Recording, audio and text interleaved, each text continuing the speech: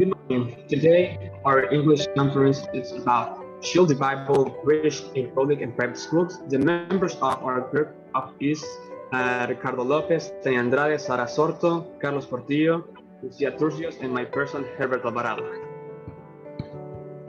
Now we go to start with the first question, and this question is for Lucia. Your question is, what is the Bible? Good morning. It's a pleasure for being here. And the answer to your question is the term Bible means the book. Each book is divided into chapters. Verse is written by many people who are guided by the divine inspiration that comes from God, the Spirit of God. The Bible contains two main parts. Christians identify the first part as the Old Testament. This section teaches us about God's love and many other things. Jesus and the apostles learned from the teaching of these books. That's why it's very important to know about the Bible.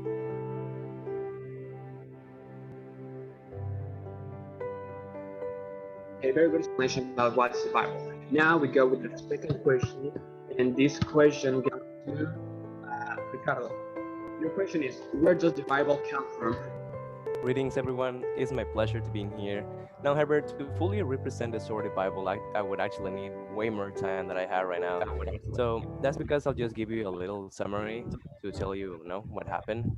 So we know the oldest section of the Bible that we call it the Old Testament, and it consists of 39 separated books that tell one story on God, how God created the world, how He grew a nation, and how He used it to bless all the world.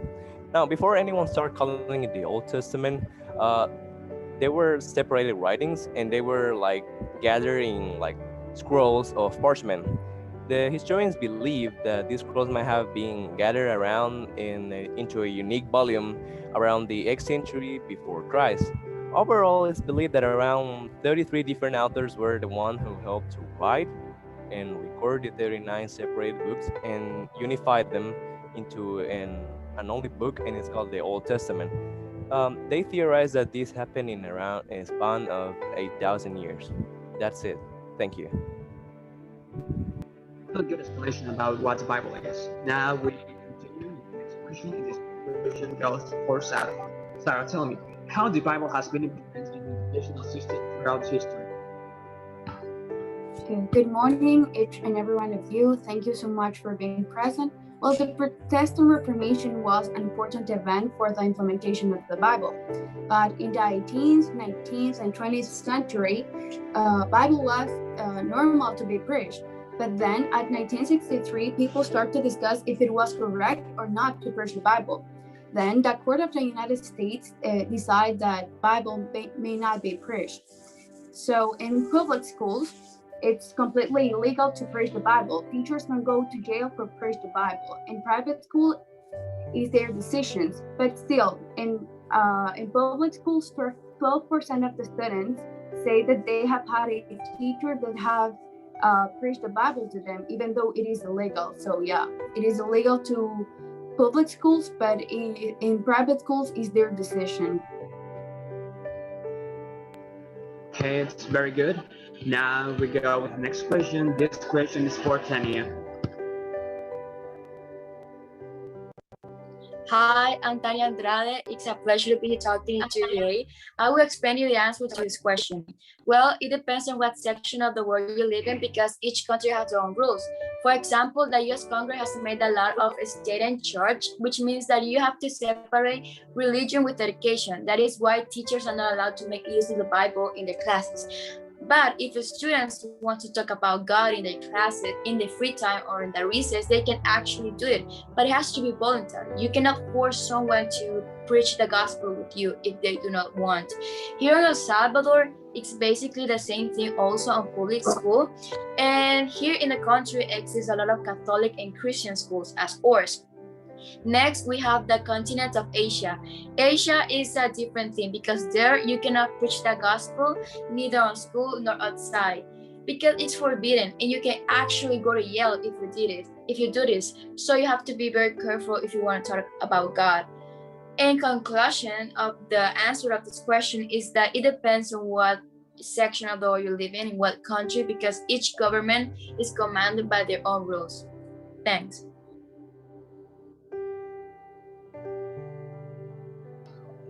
It's a really good explanation and very good information about the Bible and the educational systems. Now we go with the next question, and this question is for Carlos Portillo. Your question is, what is the importance of the Bible in life? Okay, good morning. Well, this question is very interesting because we have some ideas about the Bible. First of all, the Bible is a book that God gave us for the truth, earn all the salvation that we can have at the end of our life. But the Bible, how can apply to our daily life? When we read the Bible daily, first of all, it's considered as an act of devotion, and this is like glorifying God and making we are thankful to Him because He is showing us the truth of the salvation. Also, we are looking for values that is inside the Bible that we can apply to our personality, to our social life in the society, as I say. And also, this is like a new step for have a great relation with God because at the end of the day, we need to have a great relation with Him to have the salvation. This is like the main ideas of how we can apply it to our daily life, to the of every person, including the babies, the students, and the adults. Uh, in some words, the Bible can help us for have a great personality to improve our relation with God and at the end of the day have a salvation. And this is very important for us for our spiritual life, as we know for the people.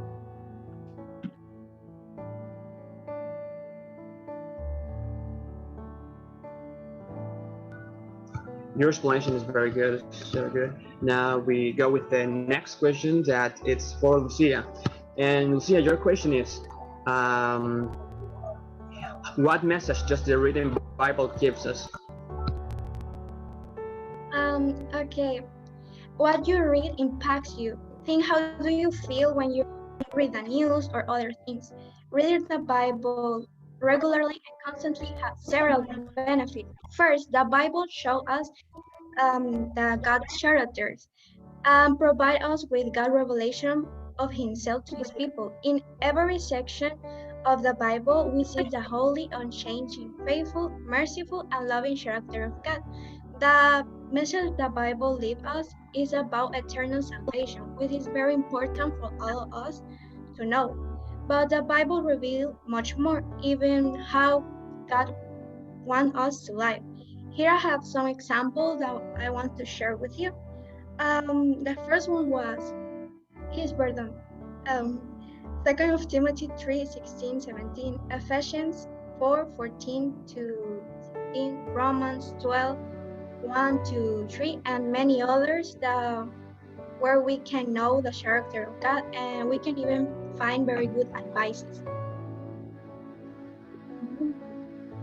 Okay, very good. It's very important to know the message that the Bible gives us every day and to know all about God and all things like salvation. And so now we continue with the question number 7 that is for Ricardo. What are the moral values that teaching the Bible contributes? Hi again. So I would actually mention around 7 values that are very important that are mentioned a lot in the Bible, and the first two ones are love and respect. Now, this is very interesting because these two values are very core in the for Christians, and they are even part of two commandments that, of the many that God has already gave us. And the commandments that I'm talking about are you should love God over all things and to love your neighbor. And the other value that I would like to talk about is generosity. This is another core Christian value that means that you should be kind with others and to not be unselfish. The next value that I will talk about is honesty. That again is part of another commandment that says you shall not lie. So you should be honest with everyone else. You have diligence that also is related to something that God has already told us that everything we do should do it for the glory of Him and not for the glory of for ourselves or the glory of any other human. We should do anything for His glory. Then we have patience. That is another core Christian value because it helps us to be patient in the Lord and to have a firm assurance in Him and that He will fulfill His promises. To conclude my answer, I found very interesting the most of, if not all of these values are kind of related between themselves. And if you practice one of them, you're indirectly practicing another one. For example, if you practice love and respect to your neighbor, you're indirectly practicing patience with them, because you're kind of developing a, kind of, empathy with him, and it will be easier for you to understand him and to be in his shoes. And and in order, you can be patient with him. That's it. Thank you. Very, very good. The Bible will always have moral values and very important information and message for us. Now we go with the next question. In this question, it's for Tanya. Okay. Your question is,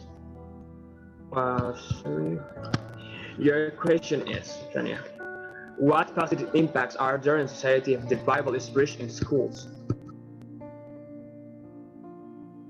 Hi, well, the Bible impacts a lot in your life in a positive way. For example, let's talk about the educational part. The Bible is the most important textbook in world history. So, without the knowledge of the Bible, you cannot fully understand the English literature, English art, English music, English culture, etc. So you have to know about the Bible and about the teaching of these ones to know about the reference that exists in these ones. Also, let's talk about the social part and the spiritual part. Well, if we preach the gospel to the teenagers, we can build a better society. With that being said, is that we teenagers are the future of the world. So if we preach the gospel, we can reduce the use of alcohol, the use of drugs, the use of many other things that are wrong for teenagers to use. Also, the pregnancy at a young age. You can't avoid this one, and school prayers can be a better thing for teenagers to make a better life for themselves. So also teachers are used to not to talk with their students, and the students are passing through depression, through anxiety, and it's important for them to know that God is been there and that God can help them through this. So I think it's important for teachers to preach the gospel to the students, because it can help them a lot through every bad situation that are passing. Thank you. Very good. And now we go with negative impacts. And the question is always for you, Tanya. And your question says, what negative impacts are there in society if the Bible is preached in schools? Yes, just as there are positive impacts, exist negative impacts. Well, religion's cultural norms and doctrine may affect the educational system by determining which subjects are going to be taught on schools. Well, because I have never seen or it's weird to see a Christian school talking about the evolution of theory, because it's weird. And this is why this affects the educational system to the students, because it's determining which subjects are going to be taught, and it's helpful for him to know this topic.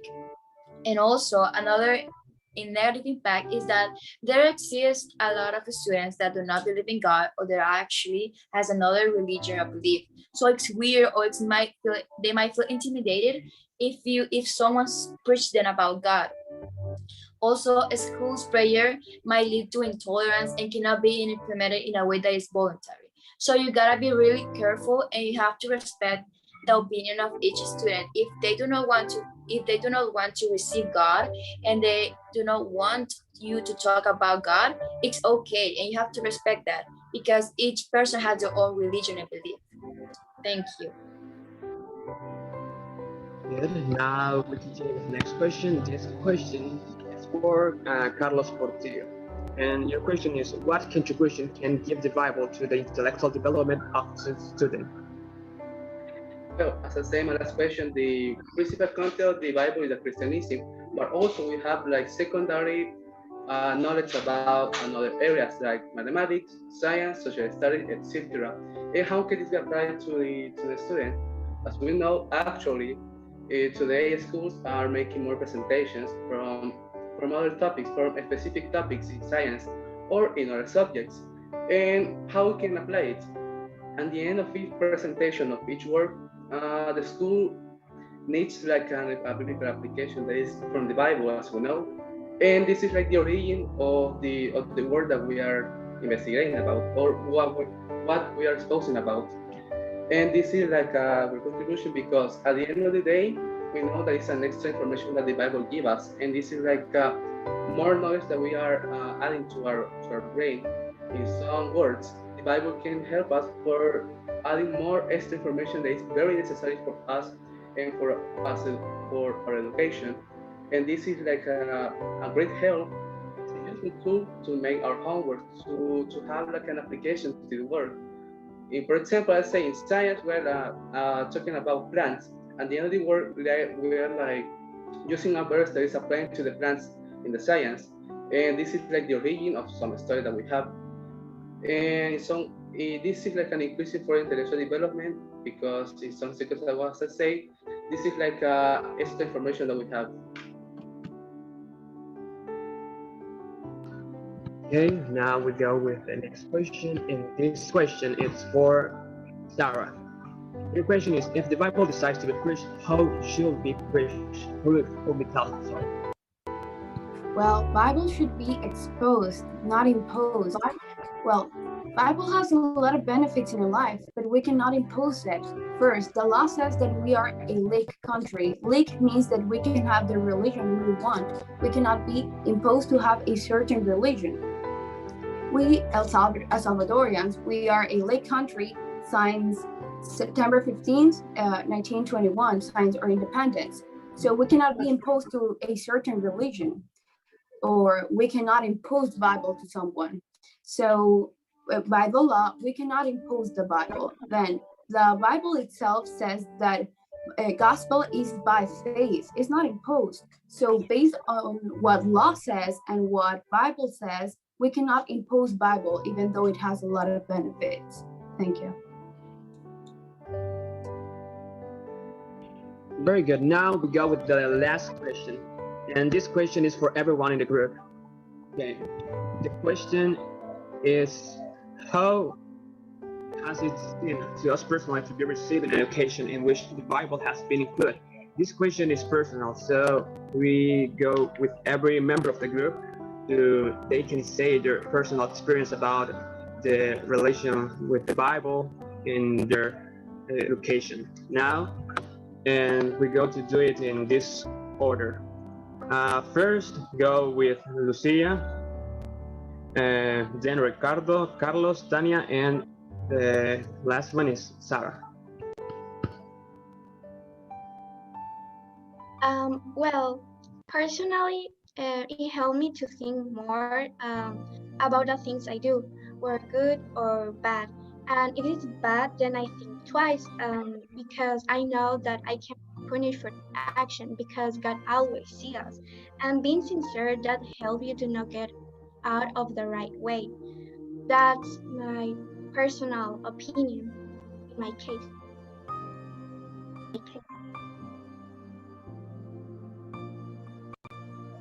Now we go with the next one that is Ricardo. Tell me your experience. Okay, so I think this has been a very grateful and heartwarming experience for myself. Like, I don't know if you guys remember some of the values that I mentioned you quite a while ago, and I think that this dedication in this school is based on all those values and many, many more. And I really, really like the education is based on diligence, for example, and that everything we do we should make it for the glory of God. And again, it's been a very heartwarming and very grateful experience for me to study in a school where all these values are implemented. Thank you. And we continue with Carlos Portillo. No. For me, it's a privilege to have an education based on the Bible. For me, it's very interesting because as you know, the Bible is based on some values in the school, and this we can apply to the society, and this is like an improvement for our personality. And at the end of the day, this is like improving also my relation with God because this relation is based on the values of the Bible. And when we are applying it, this is like more steps to the salvation. And also for the doctrine that we have in the Bible, we can apply it. And also with education, this is like another help for us. Okay, we continue with Tania. having God by my side has been a great thing. The only thing that has light in a sinner world is God. So when I feel sad, when I feel tired, or when I feel like I'm giving up on things, I pray and I talk to God, and God has been a great help to me. I always need God since the beginning of since I was a little kid, but I think I need Him the most on my teenager years. And He has been there to show me His love and mercy for me, even though I have failed Him a lot of times. I am a sinner and I cannot be perfect. I cannot commit perfection as God. God is the only person that is perfect, but I can try to be at His image. As I said, I cannot commit perfection, but I can be a better person every day. I'm trying my best to be a better student, a better person, a better girlfriend, a better person. So I think it is important for me to know about the Bible, and I thank so much to God and to my parents for them to preach me the Bible. Thank you. Well, it's my turn. So I have been in Christian schools all my life, and it has been a pretty good experience. Bible, it's so complete, you know. Bible helps me to know how to live in this world, and also helps me to know that I have to do it well because I have an eternal life. So yeah, if someone were ask me, I truly recommend to have this experience. Very good. Our presentation is over. Now it's time for the questions. So if you have your question, it's your time.